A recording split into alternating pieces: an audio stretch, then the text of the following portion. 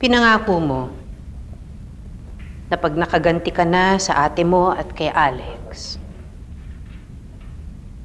isa sa katuparan mo na ang mga plano laban sa kalaban mo. Pero ano? Nakapagpiyansa si Natalie pero parang wala lang sa'yo. At ngayon gusto mo rin itigil ang pagganti kay Ren. Ano ba nangyayari sa'yo? Pinapakita mo kung gaano kahina ang sikmura mo. Di ako nang hina, Magnolia. Haharap pa din naman si Natalie sa kaso niya. Tapos yung tungkol kay Ren, tama nang nangyari sa kanya. Nagawa ko naman yung mga sinabi ko noon.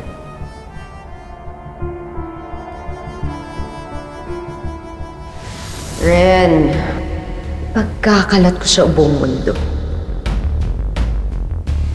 Ang kabulukan mo, bilang na bilang na bilang ng mga araw niyo. Tatanggal na yan sa National Police Force. Tatalikuran na rin yan ng mga tera.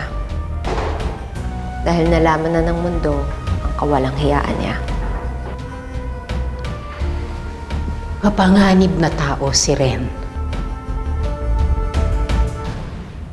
Muntik nang mamatay ang lola mo dahil sa kanya.